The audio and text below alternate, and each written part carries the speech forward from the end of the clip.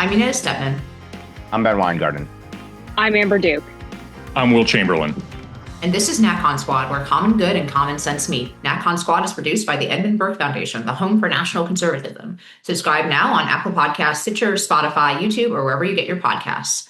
Okay, so we're ditching the normal format this week. We're obviously going to be talking about the war in Iran, the Iran special, if you will. So we're going to talk first about what's actually happening, the stated objectives, how that's going. Then we're going to broaden it out a little bit. We're going to talk about what the geopolitical implications are, any larger implications for example, Russia and China, what the Middle East might look like after this, what happens after in Iran, that kind of speculation. And then we're going to turn to the domestic, and we're going to talk about how this decision that President Trump has made is playing at home, how it's likely to play out. So that's going to be the little roadmap for the show today. And on that note, I think I'll just open it up by saying, obviously we've struck Iran. We have both the U.S. and Israel have carried out extensive operations. We appear to know where between us or Israel somewhere, I'm not sure exactly where each piece of intelligence is coming from. A lot of it's coming from Israel, but I've also read that a lot of it is coming from the United States in terms of just knowing exactly where all of the regime's top people are. And in the first 24 hours, we killed Ayatollah Khamenei, and then as well as Ahmadinejad, which was a nice little note for the United States, given the things that Ahmadinejad is responsible for vis-a-vis American troops. So this war so far seems to be going extremely well for the United States, although we have lost, I think the last count is 6 American service members. The most major 2 hits the United States, I think, has taken our base in Kuwait, and I think that's where a lot of the KIA actually happened. And there's video of the missile striking the base pretty effectively. And then there is this incident over Kuwait where we had friendly fire, and 3 American jets were shot down by friendly fire by American missile defense. Right, it was in Kuwait, operated by Kuwait, but American equipment shot down American equipment, perhaps inevitable. But I think all 3 of those pilots were able to eject and survive. And landed in Kuwait. There's some very interesting video there. I don't know. I'm not a military expert, so maybe just feel free to jump in at this point. It seems that the war is going very well for the United States. That being said, obviously, there's a lot of moving pieces to this. There's still a lot of speculation about what's going to happen, whether airstrikes alone can topple this regime, or whether we're going to have to use ground troops, something that the president and the vice president refused to rule out, as well as the Pentagon refused to rule out. I always thought, as an aside, it's just a dumb question always from reporters. Are ground troops on the table, or is X on the table? I mean, no administration should ever rule out anything in that kind of question and communicate to the enemy what they're willing or not willing to do. But in any case, Trump gave a timeline of 4 to 5 weeks. He says we're doing very well on that timeline. We'll see what happens, but I'll just totally open it up at this point. There's so much more to say, and I know we're all monitoring the situation. I think, it's really an incredible achievement by the combined Israeli-American forces. We have all this conventional wisdom about how these things are supposed to go and all these boondoggles, but the conventional wisdom doesn't account for the idea that you could open a war and in the very first 5 minutes kill 50 of your adversaries' senior leadership, including their supreme leader, president equivalent, the head of their defense department, and the head of one of their military branches. We don't do that. Doesn't normally happen. And I guess the last time it happened was 9 months ago with the 12-day war. But we've done it again. And within 48 hours, we have complete air supremacy over Iran, can do what we want. The news came out this morning that we had bombed the meeting where they were going to elect the new supreme leader. It's almost comical at this point. And that wasn't us, actually. That's the Israelis. We're going to talk more, I assume, about the sort of question about what American aims are versus what Israeli aims are. We're obviously in alignment in that we both really have big problems with the current government, but I think the Israelis are much more geared towards regime change. This is the Israelis doing it. But yeah, it's another this enormous combination of both technological military capability and intelligence capability And I think I might have talked about this on this podcast back after the 12-Day War, about how what we're seeing is a new kind of warfare as a result of being able to kick things off by, and so incredibly threatened to assassinate senior leadership in a conflict. It's not how war used to work. It was soldiers who died, civilians who died. Senior leadership could hide away in a safe part of the country and get away with it. That's just not true anymore. If you're in a war with the United States and or Israel, and you're the leader of the country, your life expectation is incredibly short, and it's shorter than your troops, because our intelligence and military capabilities it doesn't matter, how secluded you are, unless you're hundreds of meters underground and you're going to stay there, we will find you and we will hurt you. In terms of, I think much of the hand wringing about this is just totally misplaced. I mean, obviously it's a tragedy that we've lost 6 service members, and our thoughts should be with their families.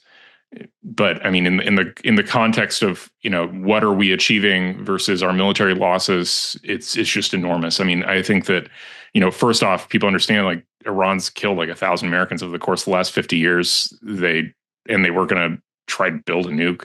We can talk all about the risks they pose to the region, but they demonstrated how crazy they are, because the way they responded to an Israeli-American attack was to like attack every single Arab country, and including sending some missiles to Cyprus and attack the UK. And this is a country we were supposed to trust could wield a nuclear weapon responsibly? What? No. It's certainly not. Or can we trust them to have a massive ballistic missile capability? Also no. So I think, there's a lot to talk about here, but I think it's pretty clearly justified. I think it's remarkable how effective it's been. And, the big fear of, how is this going to hurt the United States? Well, if we're not physically there, they can't reach us with small arms and IEDs. They have to build ballistic missiles, but we can prevent them from having ballistic missiles. So what are they going to do? I'm reminded of this J. Paul Getty quotation. He said something along the lines of, if you owe the bank $100, it's your problem. If you owe the bank $1 billion, it's the bank's problem. Well, this is sort of not quite a fitting analogy, but the idea here is if you're occupying a country physically with troops on the ground, the successor regime is your problem. But if you're hundreds of miles away, able to just shoot missiles at will, targeted missiles, the successor regime is their problem. They need to solve the problem of how to placate us. And if they don't, we'll kill them and replace them with somebody else, and then see if the next people in line get the message. Yeah, so I'll exercise a little bit more caution here about how I think the war is going. I think there's no question that the initial strikes were immensely successful, but I'm a little more worried about how long we have to be doing these strikes, because our ammunition stockpiles are not where they should be. Trump was working on rebuilding the military, but we haven't done that fully yet. There's a lot of reporting about Iran trying to ride out our interceptor stockpiles. They're going to keep launching these missiles at our assets in the Middle East, and it's incredibly expensive for us to shoot those down, and we don't have long-term capability to keep doing that before our stockpiles run out. They also are using a pretty clever strategy in that they are forcing us to use all of this incredible technology to basically shoot down cheap drones. So they're trying to force us to use our really expensive, high-tech munitions over a period of weeks, if not months, to keep basically playing whack-a-mole with these cheap drones that they're throwing out. So when JD Vance was advising the president that if he's going to do this, he needs to go hard and fast, I think that's exactly right, because it is very much in Iran's interest to try to drag this out as long as possible and basically just deplete our ability to continue to respond.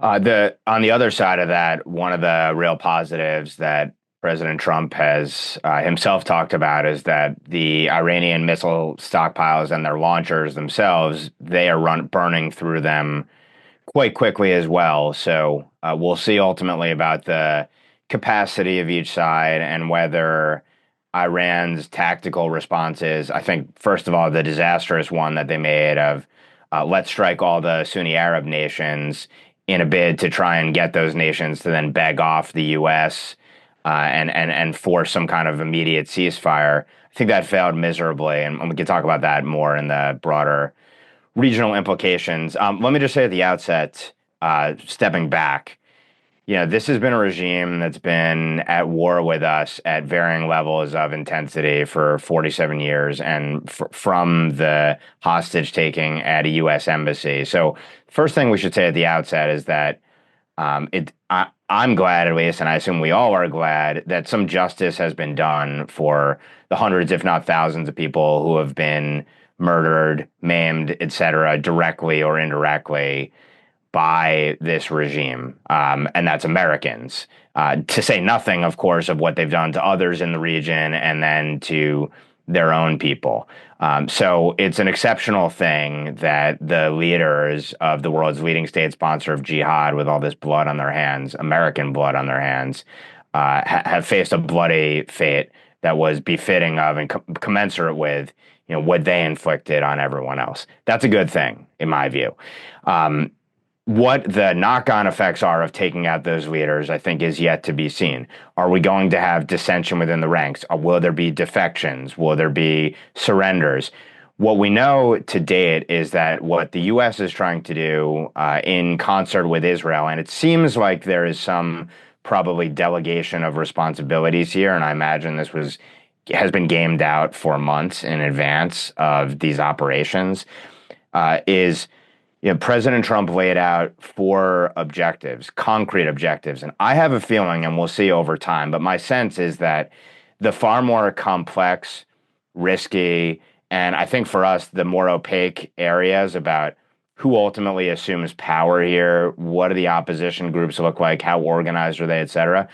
My sense is that the U.S. is going to leave that to Israel, because Israel may have more capability and knowledge and intel and personnel on the ground potentially to effectuate something there. Clearly, they had lots of eyes and ears on the ground in advance of the Operation Midnight Hammer.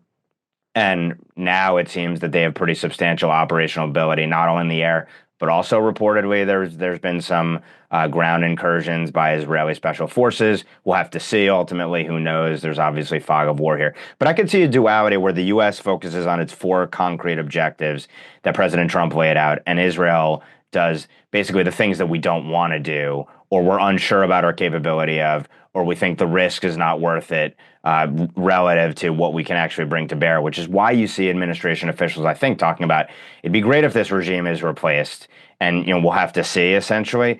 But President Trump has laid it out: destroy Iran's missile capabilities, annihilate Iran's navy, prevent Iran from developing nuclear weapons, and ensure the regime can't continue to arm, fund, or direct terrorist armies outside its borders. That last one is difficult, and I'm unsure how it's ultimately going to be achieved. But the missile capabilities are certainly being drawn down quickly and destroyed. Annihilating the Navy, certainly on schedule there. And then on the nuclear part, we've heard that there have been attacks on nuclear facilities just in the first 72 hours or so. This is on top of eliminating IRGC infrastructure and assets, and of course personnel as well. So it looks like decapitate the regime's leaders, destroy their weaponry and their capabilities, and then ultimately what comes next thing is obviously where there's risk and there's uncertainty and it's very unpredictable how it would all shake out. But I'm sure that the administration has thought through very carefully what the different options are, off-ramps are, pros, cons, et cetera. So, all that said, we could have a vigorous debate about was this the right time? Was this the right enemy? Are these the right objectives, et cetera? But I think that from President Trump's perspective, he gave them more than ample opportunities and more than generous offers for this regime to basically be able to survive, but not threaten us in the catastrophic ways that it has and does. And at every single turn, they tried to play games, buy time, string us along, tap us along, et cetera. And I think President Trump just said enough with it already. In the notification given to Congress, and this is to comply with war powers, another thread that we could pull on about the constitutionality of that, and to what extent the administration should be operating under those strictures. But he said basically, and I'll quote here: despite my administration's repeated efforts to achieve a diplomatic solution to Iran's malign behavior, the threat to the United States and to the United States and its allies and partners became untenable. And I think that's the bottom line for President Trump. He doesn't want to engage in a massive decapitation effort and then the heavy lifting that might potentially have to be done to get to a more favorable government in Iran. But he laid out, these are our non-negotiables, and Iran wouldn't give an inch. And that's the nature of the regime. I think against what he probably knew about the regime, he wanted to give them every single chance.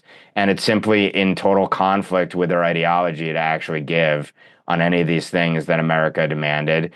And this has been something that has deterred so much blood and treasure. I mean, basically, when you look at the Middle East, you have these Sunni jihadist groups, many of them backed by Iran, and then you have Iran itself and its direct forces.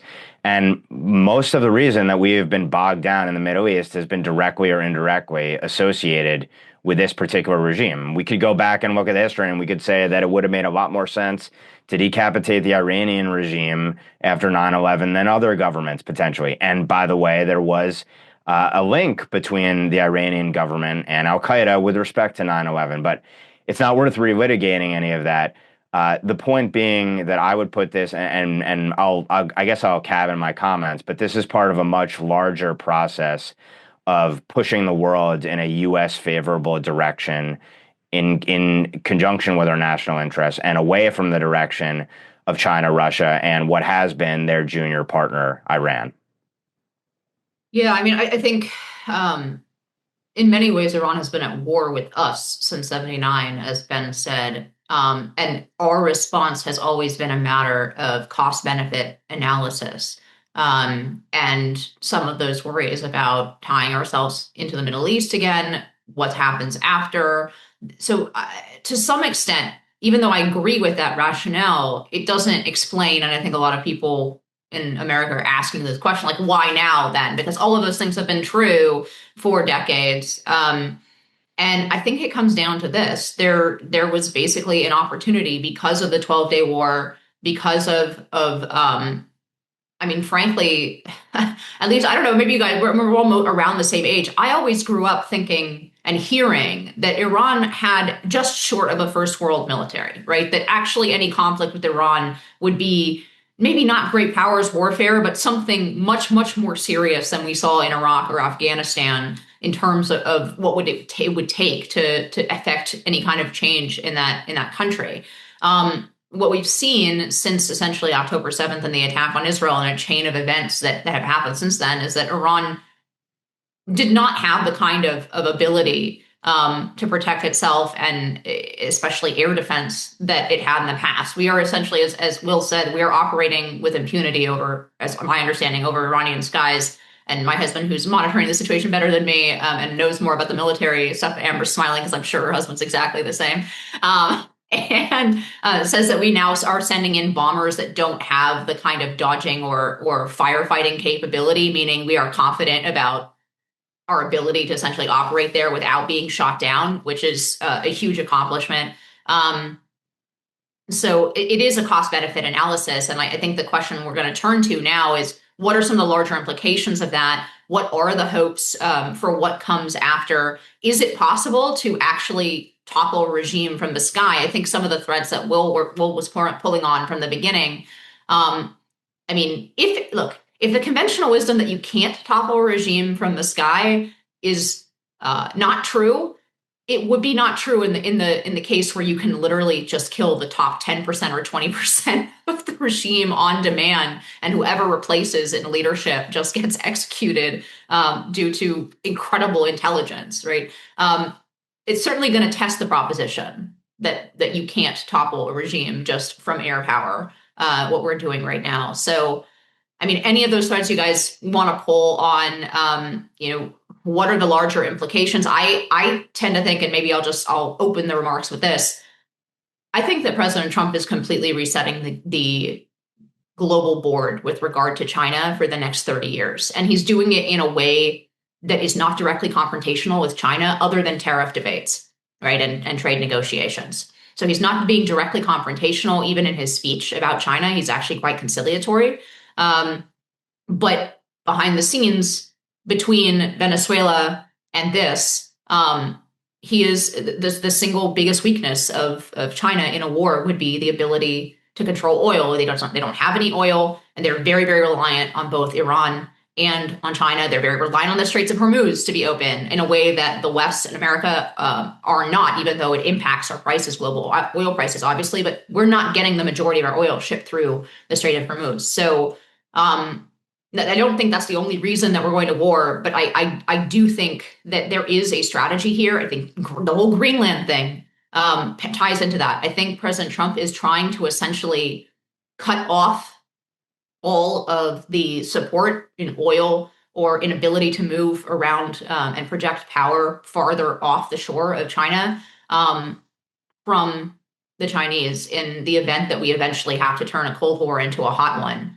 And I think this probably makes it less likely that that is going to happen because of, anyway, I don't think people laugh sometimes at like, oh, like Trump is playing 4D chess. I actually do think he's playing 4D chess here. I think he is very, very aware of the U.S. position vis-a-vis China and thinks of that as the primary conflict. By the way, Russians are also dependent on Iran, right? So this is very good for the United States geopolitically. I think it's very good for the United States strategically, and that's on top of the fact that this regime has been killing Americans since '79.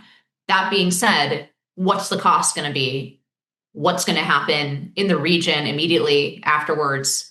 Is it can always get worse, right? Is Iran going to break up into pieces and chaos in a way that is dangerous for the United States and completely destabilizes the region, right? These are not idle questions. I'm sure the administration has thought through them, but we know very well that this kind of kinetic situation does not always go according to plan. So I don't know what all of you guys are thinking about, but let's broaden out the discussion to long-term geopolitical strategy and interest for the United States vis-a-vis our larger rivals and what comes after? What's the Middle East going to look like?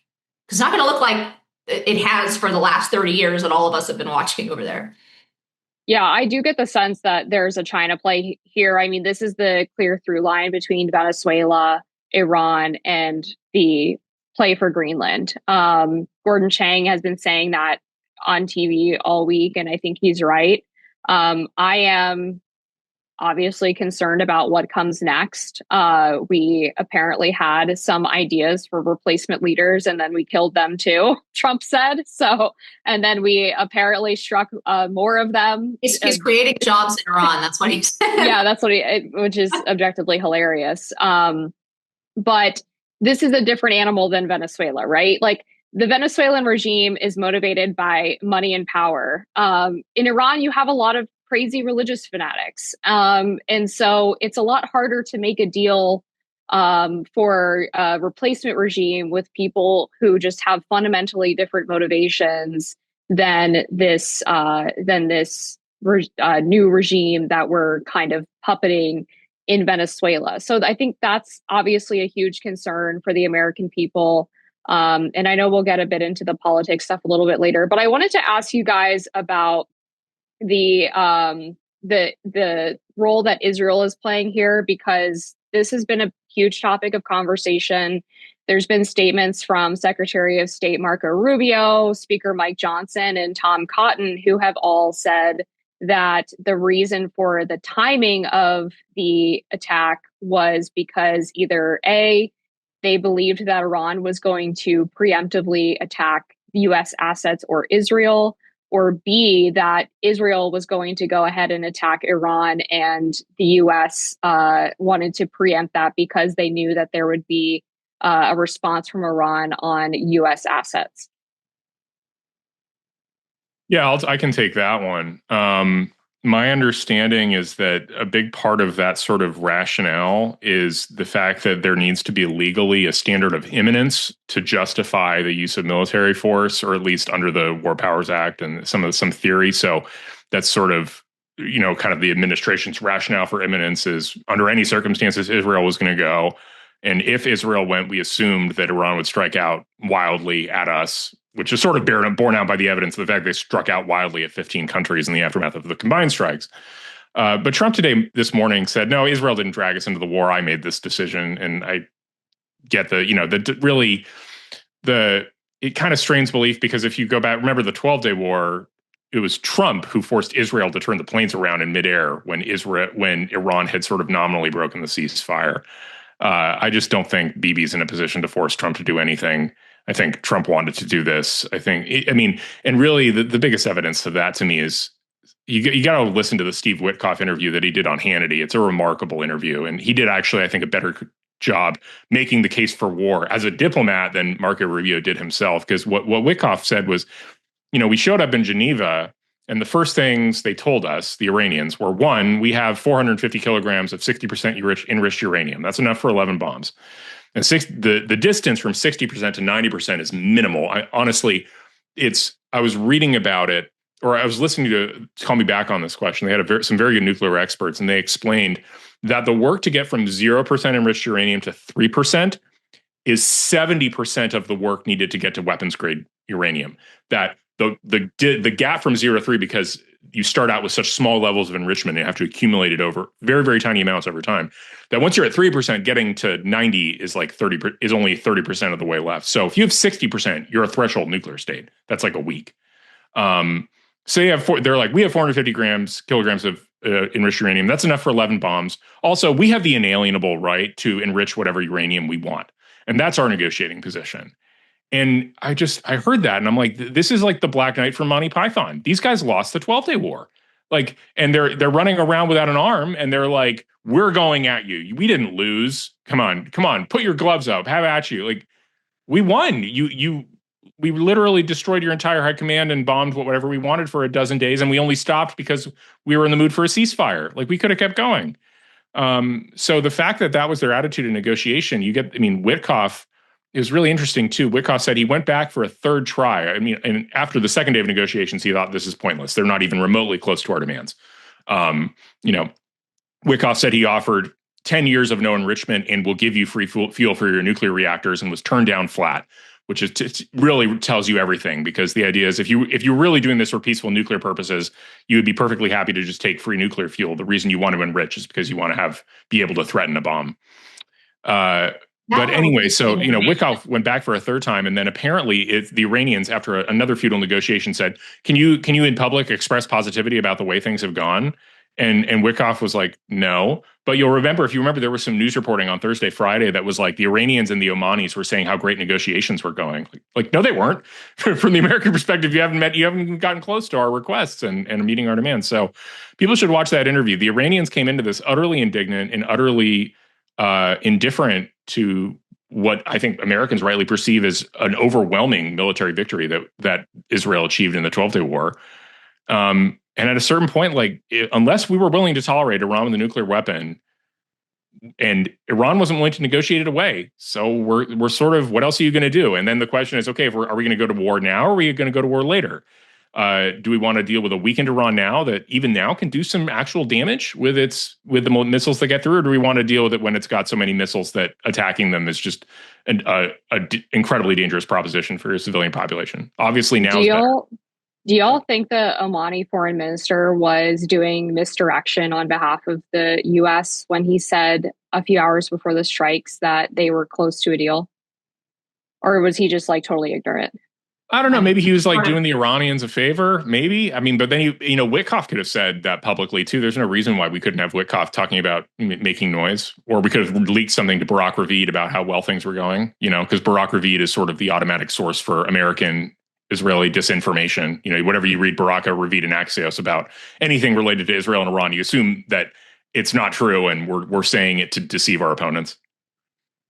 I think I want to dig in a little bit of the last piece of what you said, Will, about basically the timing of this, because it's also how I see it when I was talking about the fact that the long history is, in some sense, not irrelevant, but beside the point, right? That's how I see the most important crux of how this decision was made, is simply that this was going to happen. And the impression, I agree completely with Will, you should listen to this interview. It's very revealing. It's also very revealing, by the way, about the Obama administration and, what sort of mindset you would have to have in order to go into a negotiation like that and come out and say, yeah, that, we can make a deal. They're doing this for peaceful purposes. It seems like the Iranians were completely open in their negotiations about what their true aims are. So, that certainly casts some, doubt about, or I guess it adds information as to whether the Obama administration was naive or just simply, as some of their members and the sort of intellectual class around Obama have said, simply wanted to accept an Iran with a nuclear weapon as a counterbalance, quote unquote, in the region, which seems completely crazy, as Will said, in terms of exactly how they lashed out after this, bombing. Even they sent missiles at Qatar, who's their friend, right? Because I don't know. It seems completely dangerous for the world to have, for a regime like that, to have a nuclear weapon, and it doesn't seem like they were willing to give it up. So that's how I see this calculation that Trump made. I think is just, if we're going to have this war, because we're going to have it, this is a really good time to do it because they are weakened at this point. And I think that's getting muddled with the comments that Marco Rubio made about Israel. That may well have been true about what day this happened, right? But it wasn't true about the larger sense. Trump has been building assets. We've been talking about it for weeks here. I think, and we'll get to this in the domestic piece, how Americans are perceiving this.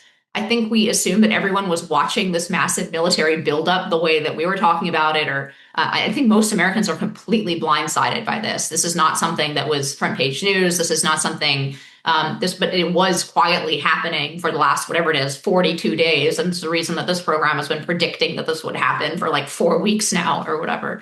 But yeah, so what do you think Ben, what do you think the larger implications are with vis-a-vis Russia and China? And then what do you think is actually going to happen? I want everybody's opinion. What is your best guess about what will happen with the regime in Iran? Are we going to get regime change? Are we going to stop short and find some commander halfway down who's just like, okay, and have the military maybe step in? I think that's kind of what Trump is hoping will happen, but is preparing for it not to.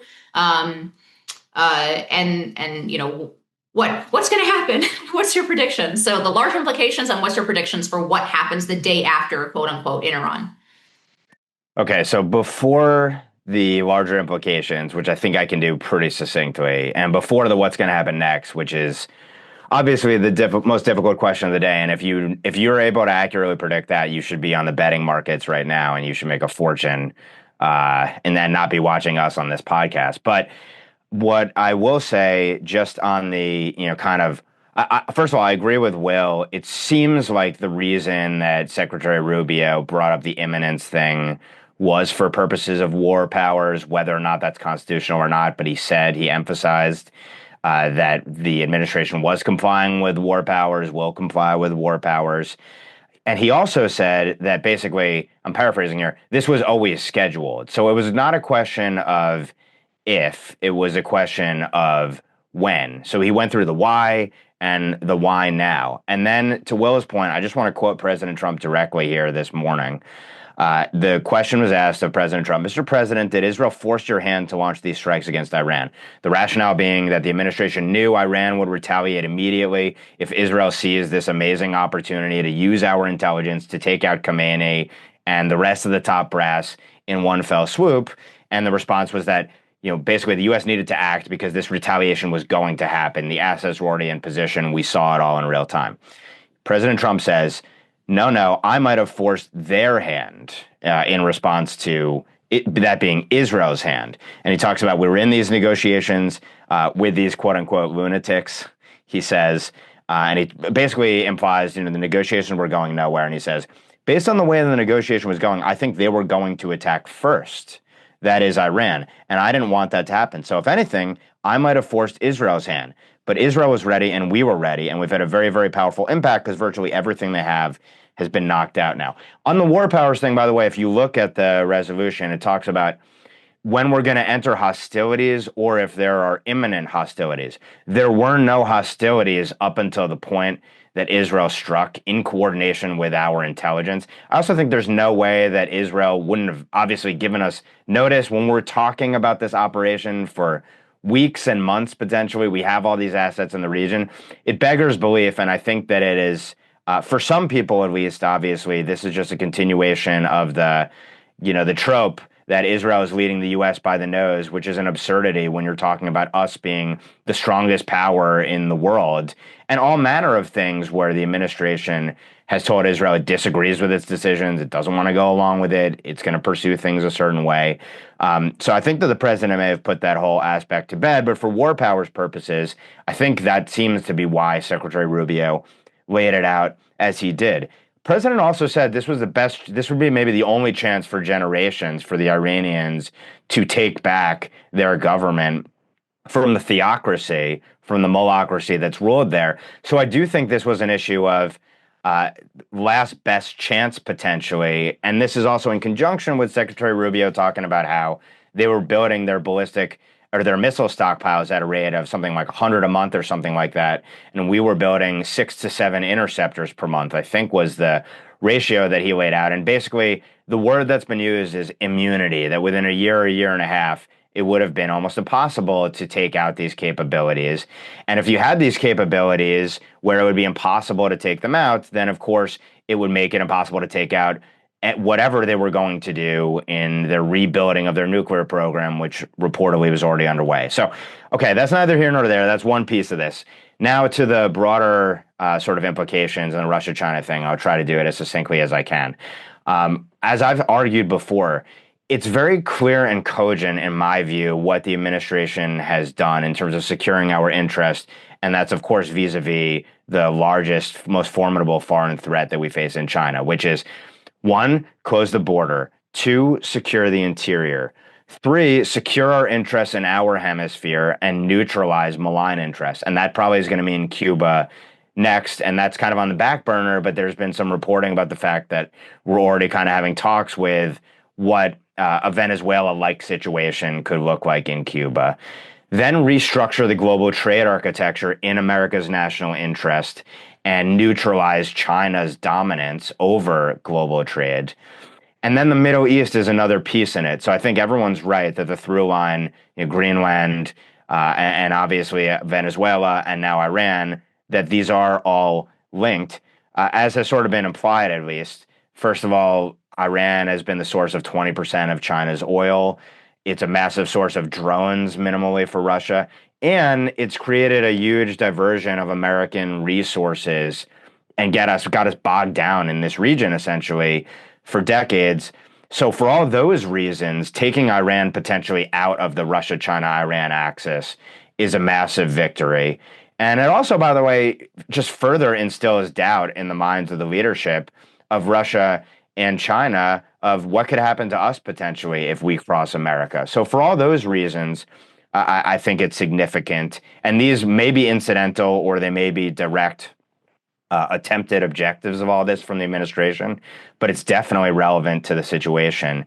And then last but not least, so, what does the map look like before we get to what comes next? Basically, you have a remarkable situation where reportedly Qatar's hit Iran, as has been discussed.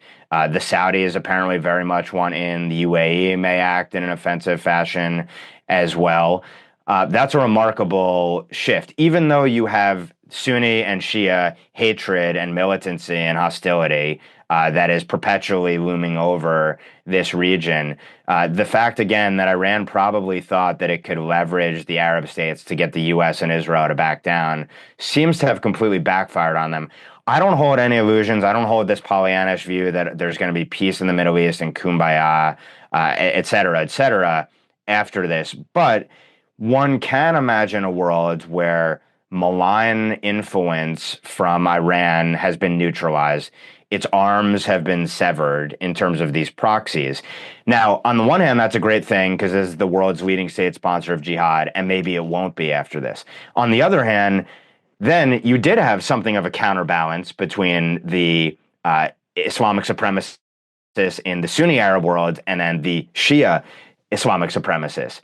Once the Shia part of the axis falls away, you have a massive power vacuum. And so when we're thinking about second and third order effects, the most immediate thing is obviously the Sunni jihadists would appear to be the ascendant Islamic supremacist entities in the region.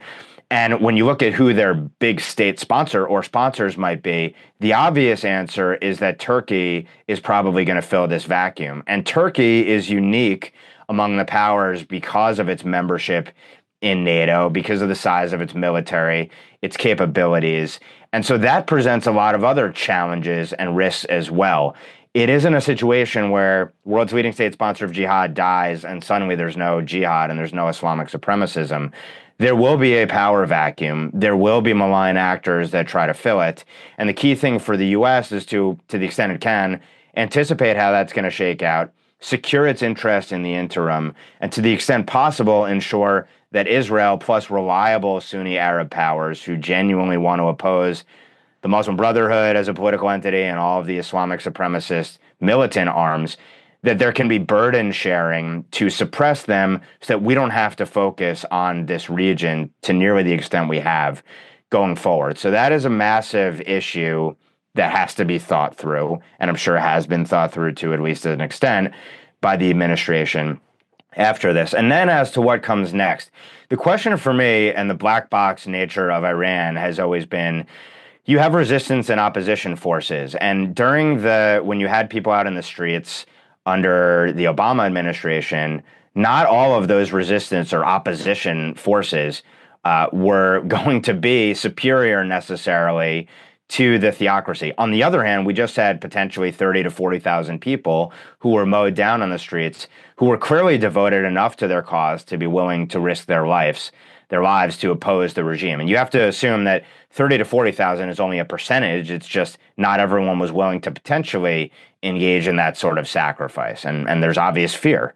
So, what is the critical mass of people that you need? Can you arm them? To what extent are they already armed? There's been some reporting out today suggesting that President Trump would consider potentially the arming of people on the ground. This is, of course, going to lead to a backlash and arguments that, well, we've tried to arm other people before, and then the arms get turned back around on us, et cetera. Again, I would argue Iran is different. The population is different. The history is different. The culture is different. The ideology is different among some of the opposition than you would have seen in Iraq or Afghanistan or basically anywhere else in the Middle East. But it doesn't mean that potentially you can't have a situation where you have rival domestic factions fighting and that the end result is not a hostile regime. But the administration has emphasized no matter who ultimately assumes power, they're going to do so without all these capabilities that this regime had. So that is significant, I think. There's also been reporting suggesting that Israel has helped to free Kurdish prisoners in the area as well. So my sense is, and this is just speculation, this isn't based on any especially unique insight or intelligence, but I suspect, again, that Israel probably has intelligence about who the factions are on the ground, since they are the ones that, to Will's point, have been more overtly talking about the objective is to have a non-hostile regime in place. I suspect that they have a plan. Whether that plan works, what the cost benefit looks like, what the risk profile looks like, I think is yet to be seen. I also think that Inez is right that in President Trump's perfect world, you have a neutered regime, but you don't have a total de-Baathification, to use an imperfect analog here, because it's much less messy that way if you could have a Venezuela-like situation or a non-de-Baathification situation. But I think it's yet to be seen whether or not that can exist in a regime that is an inherently ideological regime that has, from their perspective, an apocalyptic or messianic sort of worldview. And I don't think that it's just posturing. I don't think it's just, fodder to satisfy domestic constituents. I think they genuinely believe in it, and that's why they've operated the way that they have. So given all that, I don't know that the Venezuela model or the non-de-Baathification model is ultimately going to work, but it's not clear either that you have a critical mass in the opposition that would be favorable and non-hostile to assume power. I don't think this breaks into different regions based upon who all the different ethnicities are, but it's yet to be seen yet that there can be a catalyzing force that brings everyone together. Not to mention, what happens to the officials who are not taken out in these operations. President Trump has offered immunity, but are the people there going to want that, or are they going to want them to be brought to justice for their crimes? So there's lots of things to think about here, and hopefully that at least does some of the framing for what our predictions are. Before we turn to domestic, Will, do you want to add anything about like the Russia and China layer or whatever or your predictions for Kurdistan. You're on mute. Sure. I mean, I think one of the big takeaway here is the Russian and Chinese air defense doesn't work. We kind of knew that in Venezuela. We kind of knew that from the first 12-day war. Now we really know that stuff doesn't work. That's good that we've proven that it doesn't work. It means that Russia and China are going to calm down. And moreover, I mean, you start wondering, like, how much of a paper tiger is Russia? They can't do anything. They're not going to have their drones because we just took out a whole bunch of their drones to Iran. Like, can we just have Ukraine win? Is that the best answer to this war? Putin's had a lot of off-ramps, a lot of good faith offers to negotiate, and he's turned them down flat. Maybe it's time for Ukraine to win that war. I mean, they don't need to go into Russia and invade them, but to, push Russia out of the occupied territories. I don't know. Sort of, I think a bigger meta thought is, I think much of our sort of restrainist thinking was based on the idea that our military and our political leadership were not competent enough to achieve the things that they set out to achieve. But what if they are under Trump? I think it changes. I think, when the facts change, you got to be willing to change your mind. And I think a lot of our priors come from the Iraq, Afghanistan years of sort of pathetic failures of these actions. And maybe the Trump Hegseth operation is just competent enough and technology is advanced sufficiently on our end to really do different things. There's always the danger of fighting the last war, right? Even in Iraq, that was the problem. We went in the first Gulf War and had a very decisive victory in 3 weeks, and took that mentality into the Iraq War. And now we are taking our skittishness, especially, again, all of us are millennials, I think, our skittishness about the Iraq War and Afghanistan wars, perhaps wrongly into the mentality of what is possible for us and how well we can execute our objectives on the global stage. And I mean, nobody here disagrees with the fact that U.S. military is the greatest in the world. And that has certainly given me a lot of pride in addition to nervousness about the larger geopolitical situation. I'll close this section just with a joke. I mean, none of us mentioned the most important aspect of this war, which is that the Europeans, 3 days later came out with some strongly worded sentences. And then some of them are kind of like now want to tag along and are sending one ship or another.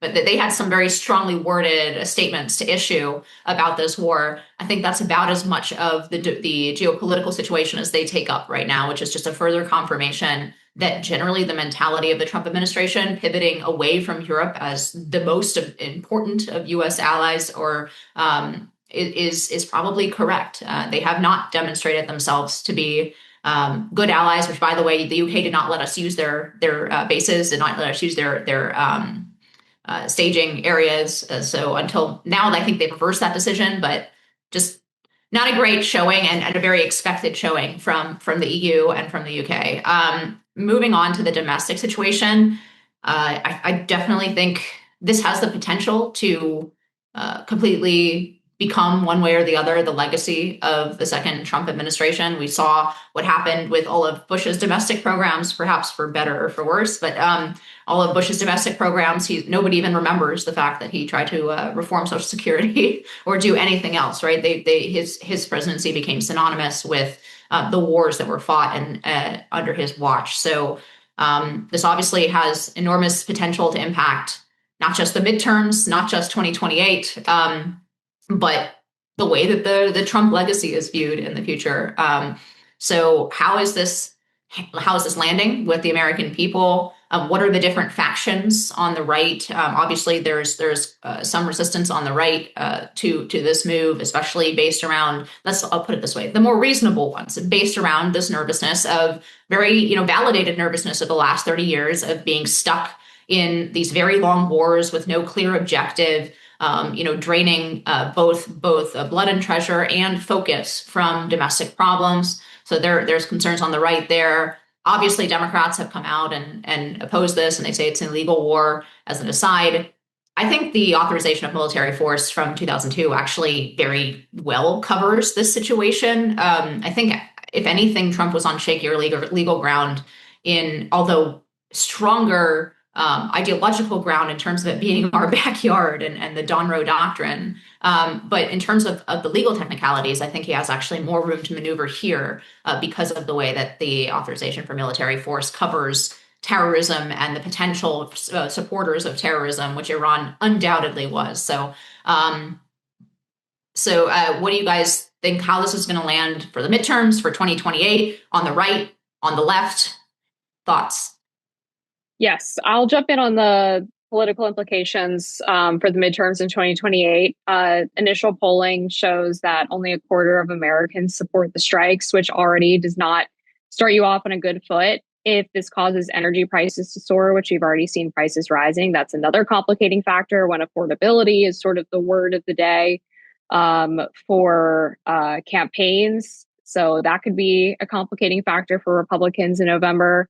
But I think the broader sense that I've been hearing from people who are not in politics or the media is that they don't feel like the administration has provided like a clear, coherent explanation as to why we're getting involved and why the timing is now. And it could very well be the case that there's 8 reasons and all 8 reasons are part of the framework as to why the US decided to act. But for the average person, when they hear 8 reasons, they think, okay, they're just like trying to tell us what we want to hear and they're workshopping messaging. And I just want like a simple 2-sentence explanation as to why we've done this. So I think the messaging has been a little scrambled in some sense because we've been hearing the different explanations from different people as opposed to one person saying the full explanation like Trump did in his most recent message. There's also, of course, the fact that for months now, people have been on the right that's a little bit more skeptical of this, have been asking Trump to focus more on domestic issues. A large part of the base wants him to improve the economy. And now we are staring down the barrel of potentially another long-running conflict unless we get the best possible solution, which is a short-term conflict with some kind of neat, tidy resolution on who's going to take over power, which people feel very skeptical of. So I think this could be, I'll put it this way, I think there's a 75 to 80% chance that this is disastrous for Republicans' political chances in the midterms, and it could have knock-on effects for 2028. I think that the only way it's disastrous for Republicans in the midterms is if it goes sideways. If it's perceived to be successful in the way of these were the objectives we laid out, here's how we went about vigorously achieving them, and then we wash our hands of it, and it's a situation where you can point to tangible benefits.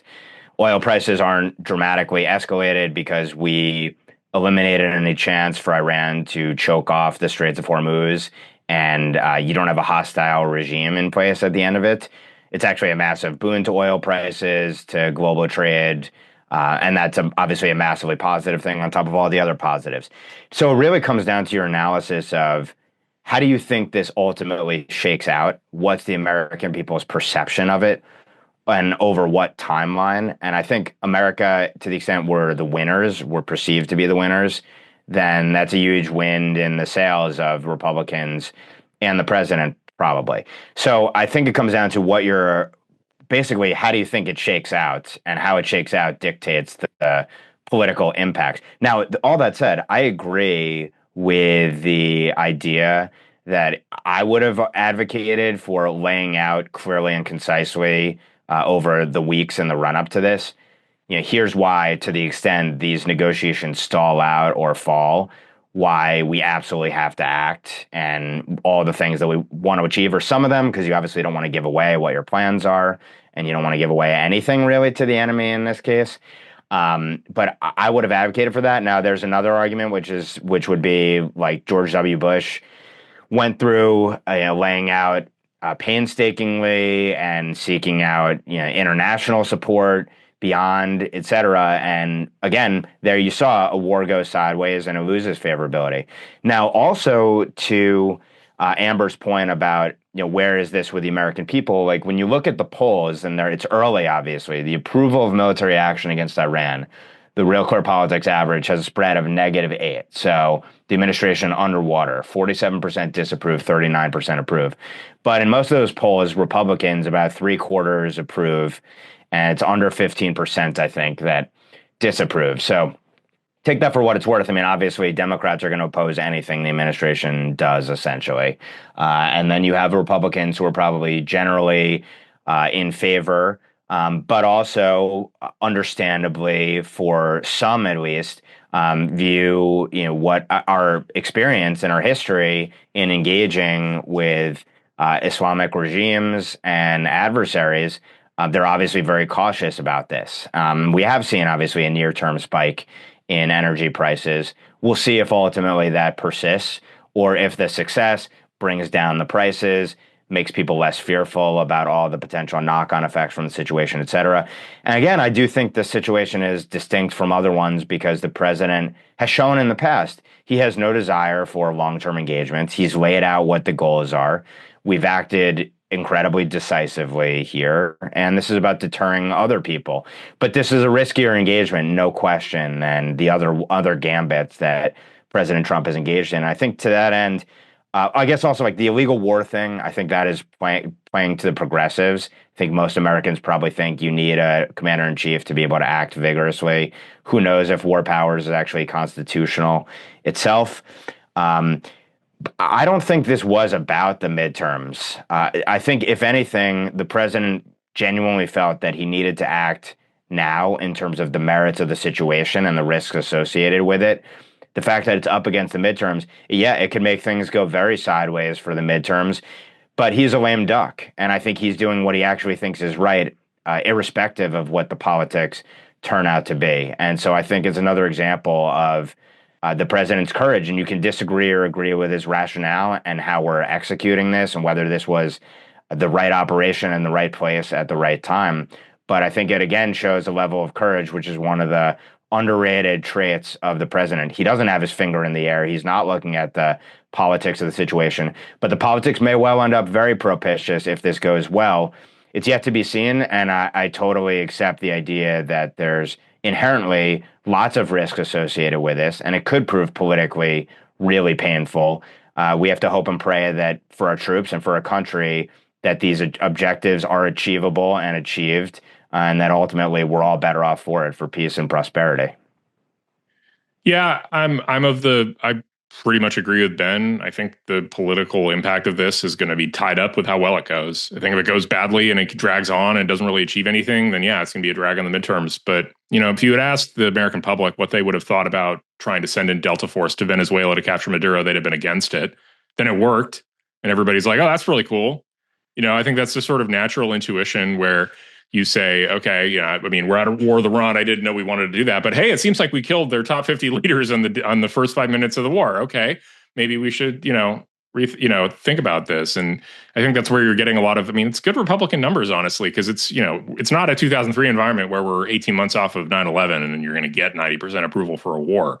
75% approval at the outset isn't bad for something that generally has been messaged against by Republicans and Trump in person for quite a while. But, he thinks it's the right move. And if he's right about his military's ability to achieve it, I think it's going to, one of two things is going to happen. People are just going to forget about it. I think that's actually the most likely outcome. If it goes well, it'll just be out of the news cycle. The way that news cycles move in the modern era is so dramatic that, there'll just be some new thing we start talking about if the war in Iran goes well, and it'll just become part of the background. I don't know.